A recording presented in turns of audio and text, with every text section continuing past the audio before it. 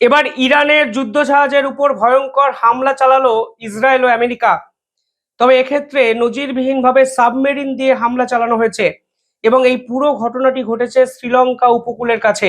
অর্থাৎ এশিয়া মহাদেশে যুদ্ধের রেশ কিন্তু ঢুকে পড়লো এবং আজকে যে ভয়াবহ ঘটনা শ্রীলঙ্কার উপকূলে হলো তা কিন্তু নিঃসন্দেহে চমকপ্রদ, কারণ 150 জনের বেশি ইরানের যে নাবিক কিংবা ইরানের যে যোদ্ধা, তাদের কিন্তু কোনো হদিশই পাচ্ছে না শ্রীলঙ্কার সরকার। ইসরায়েল ও ইরানের যুদ্ধে আমরা এতদিন অবধি কি দেখেছি?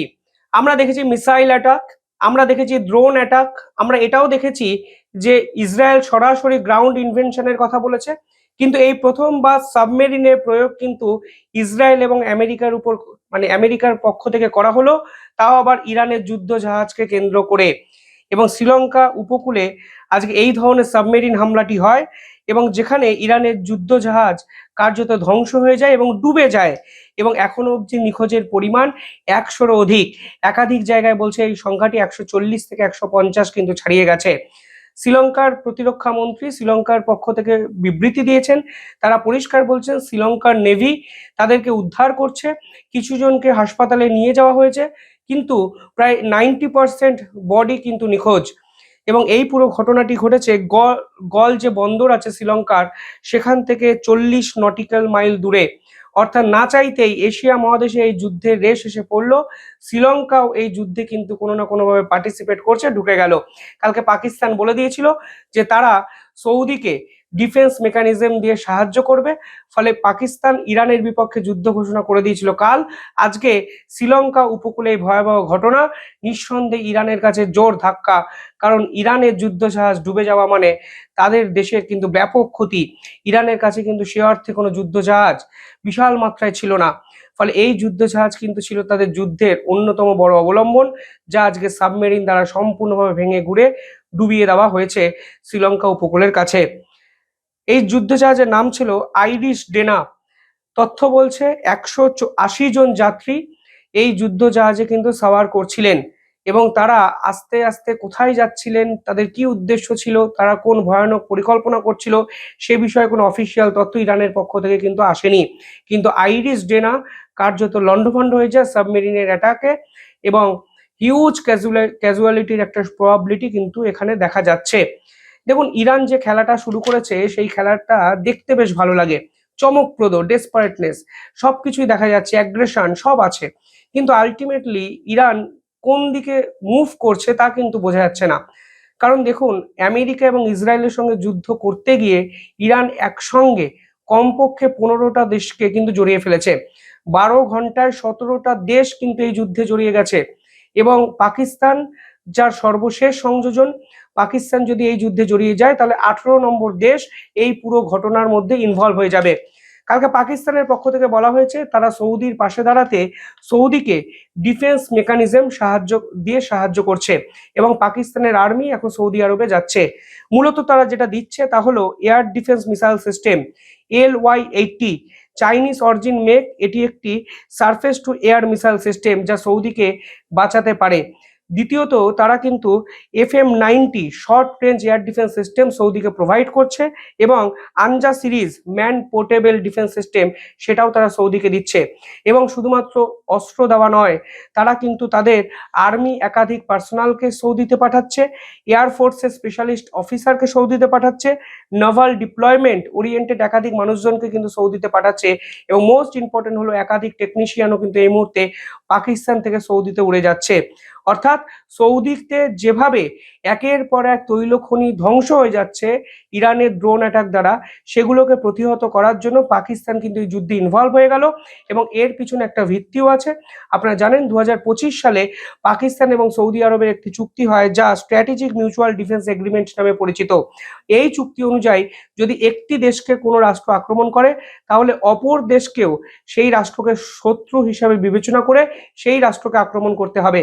এক্ষেত্রে সৌদির উপর যেহেতু ধারাবাহিকভাবে আক্রমণ ইরানের পক্ষ থেকে করা হচ্ছে, তাই এই মিউচুয়াল ডিফেন্স এগ্রিমেন্ট অনুযায়ী ইরানকেও, মানে ইরানের বিপক্ষেও পাকিস্তানকে কিন্তু লড়তে হবে এবং পাকিস্তান শুধু অস্ত্র দিয়ে নয়, তাদের সেনাবাহিনী দিয়েও কিন্তু সৌদির পাশে দাঁড়ালো। ফলে আলটিমেটলি দেখা যাচ্ছে পাকিস্তানও এই যুদ্ধে ইনভলভ হয়ে গেল এবং আজকে শ্রীলঙ্কার উপকূলের কাছে ইরানের যুদ্ধ জাহাজ ডুবে যাওয়া, এশিয়ার অন্তত দুটো দল দুটো রাষ্ট্র শ্রীলঙ্কা এবং পাকিস্তান তাদেরকে কিন্তু না চাইতেই এই যুদ্ধে জড়িয়ে ফেললো। পাশাপাশি কালকে ইসরায়েলের পক্ষ থেকে আরো একটি বিস্ফোরক ঘোষণা করা হয়েছে।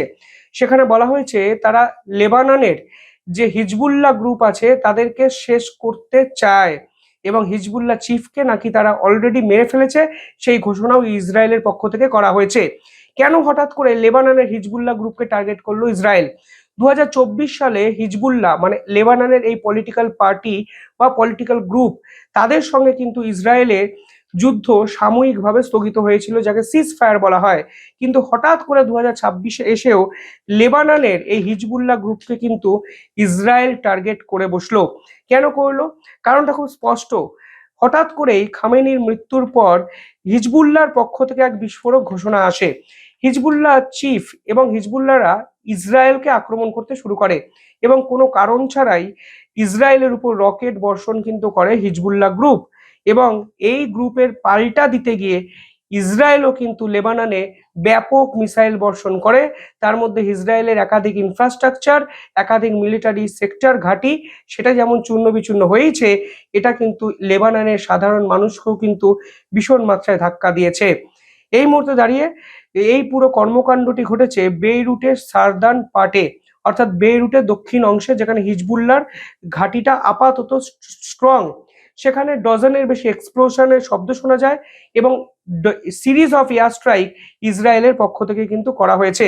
এখন অবধি লেবাননের হেলথ মিনিস্টার জানিয়েছেন এই পুরো ঘটনায় 31 জন ব্যক্তি মৃত এবং 149 থেকে 150 জন ব্যক্তি কিন্তু ইনজোর্ড। হঠাৎ করে লেবানন কেন এই ধরনের আক্রমণের মুখোমুখি হলো সেই প্রশ্ন কিন্তু লেবাননের সরকারই খোদ তুলেছে এবং সরাসরি তারা হিজবুল্লাহ মানে লেবাননেরই যে বিদ্রোহী গ্রুপ, পলিটিক্যাল গ্রুপ, তাদের বিপক্ষে কিন্তু কড়া বিবৃতি দিয়েছে।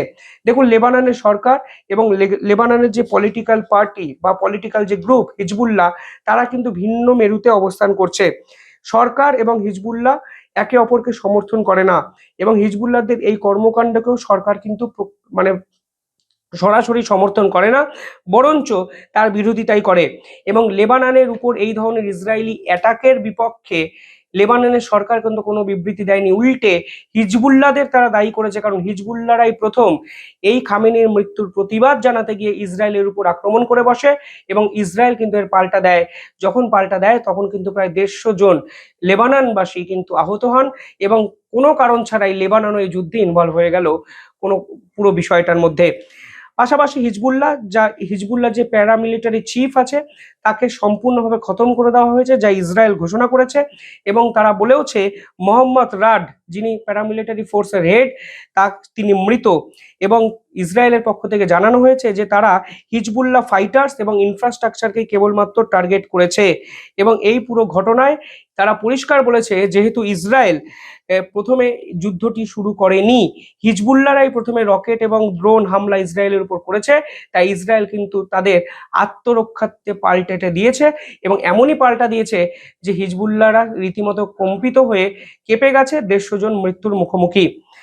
খামেনির মৃত্যুকে তারা পিওর ব্লাড হিসাবে ব্যাখ্যা করেছে, অর্থাৎ হিজবুল্লাহরা মনে করেছে এই রকম মৃত্যু আনএক্সপেক্টেড, এটি পিওর ব্লাড এবং সেই পিওর ব্লাডের বিপক্ষে বদলা নেওয়ার জন্য তারা ইসরায়েলের বিপক্ষে রকেট লঞ্চ করেছিল, যা আলটিমেটলি ব্যাকফায়ার হয়ে তাদের দিকেই ফিরে এসছে। 2024 সালে ইসরায়েল এবং হিজবুল্লাহদের এই যুদ্ধ কিন্তু সাময়িকভাবে থেমে যায় এবং এই মুহূর্তে যদি হিজবুল্লাহদের রোলটিও ব্যাখ্যা করেন, দেখবেন এই পলিটিক্যাল ফোর্স আসলে লেবাননের দক্ষিণ অংশে অত্যন্ত গুরুত্বপূর্ণ একটি ভূমিকা বিভিন্ন ক্ষেত্রে নেয়। অন্তত গাজা রিলেটেড যখন যুদ্ধ হয়েছিল তখন কিন্তু ইসরায়েলকে ধারাবাহিকভাবে জ্বালিয়েছে এই লেবাননের হিজবুল্লাহ গ্রুপ। এমনকি ইরান ধারাবাহিকভাবে এদেরকে অস্ত্র দেয় এবং এটি ইরানেরই একটি প্রক্সি গ্রুপ বলে আপনারা কনসিডার করতেই পারেন। ইউরোপের একাধিক সংগঠন, ইউরোপের একাধিক রাষ্ট্র এবং ইসরায়েলও এই লেবাননের হিজবুল্লাহ গ্রুপকে টেরোরিস্ট অর্গানাইজেশন হিসাবে ইতিমধ্যেই ঘোষণা করে দিয়েছে। 1962 সালে এই অর্গানাইজেশনের প্রতিষ্ঠা এবং এটা মূলত ইরানের অস্ত্রে মূলত চলে এবং লেবাননের গভর্নমেন্টও পরিষ্কার বলেছে যে যারা এই ধরনের আক্রমণ ইসরায়েলের উপর করেছে তাদেরকে সরকার আইডেন্টিফাই করবে, কারণ কোনো অবস্থাতেই লেবানন যুদ্ধে জড়াতে চায় না, কিন্তু না চাইতেও কিন্তু আজ যুদ্ধে জড়িয়ে পড়লো। সব মিলিয়ে এই যুদ্ধ কিন্তু ক্রমাগত আরো জটিল জায়গায় গেল। একদিকে ইরানের যুদ্ধ জাহাজ কার্যত ডুবে গেল, প্রায় 150 জনের কাছাকাছি ইরানের নাবিক নিখোঁজ, তাদের শেষ পরিণতি কি হবে অনেকেই বুঝতে পারছেন না। এবং অন্যদিকে ইসরায়েল কিন্তু ক্রমাগত আরো ভয়ঙ্কর হয়ে উঠছে, আরো অ্যাগ্রেসিভ হয়ে উঠছে। অনেক আপডেট আসবে, আপডেটেড ভিডিও আমি চ্যানেলে ধারাবাহিকভাবে নিয়ে আসছি। দেখতে থাকুন দ্য ইন্ডিপেন্ডেন্ট বেঙ্গল। ধন্যবাদ।